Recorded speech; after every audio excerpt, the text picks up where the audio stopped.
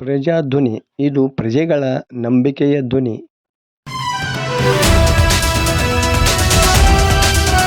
ನಲಿಯುತ್ತ ಕುಣಿಯುತ್ತ ಬಂದ ಗಣಪ. ಇಡೀ ರಾಜ್ಯಾದ್ಯಂತ ವಿಘ್ನ ವಿನಾಶಕ ಗಣೇಶನ ಹಬ್ಬ ಕಳೆಗಟ್ಟಿದ್ದು ಎಲ್ಲೆಡೆ ಸಂತಸ ಸಂಭ್ರಮ ಮನೆ ಮಾಡಿದೆ. ಅದರಂತೆ ಲಕ್ಷ್ಮೇಶ್ವರ ತಾಲೂಕಿನಲ್ಲೂ ಮೂಷಿಕ ವಾಹನನ ಆಚರಣೆ ಜೋರಾಗಿ ಸಾಗಿದೆ. ಶನಿವಾರ ಮೆರವಣಿಗೆ ಮೂಲಕ ಗಣಪತಿ ವಿಗ್ರಹಗಳನ್ನು ತಂದು ಪ್ರತಿಷ್ಠಾಪಿಸಲಾಯಿತು.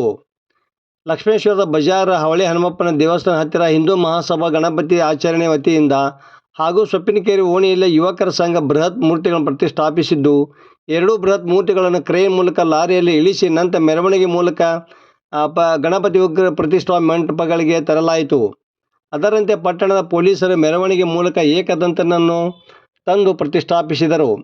ಎಲ್ಲಕ್ಕಿಂತ ಮುಖ್ಯವಾಗಿ ಲಕ್ಷ್ಮೇಶ್ವರ ತಾಲೂಕಿನ ಸಿಗ್ಲಿ ಗ್ರಾಮದಲ್ಲಿ ಎಸ್ ಕೂಡ್ಲಮಠ ಪ್ರೌಢಶಾಲೆಯ ಮಕ್ಕಳು ಸಾಂಪ್ರದಾಯಿಕ ನೃತ್ಯ ಮಾಡುವುದರ ಮೂಲಕ ಗಣಪತಿಯ ಮೂರ್ತಿಯನ್ನು ತಂದು ಪ್ರತಿಷ್ಠಾಪಿಸಿದರು.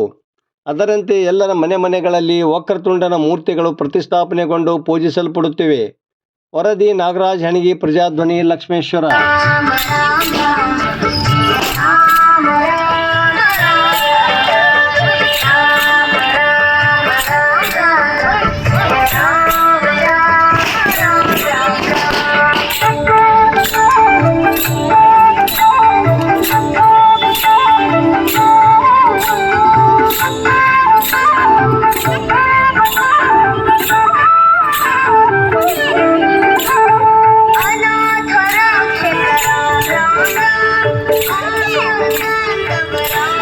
Ram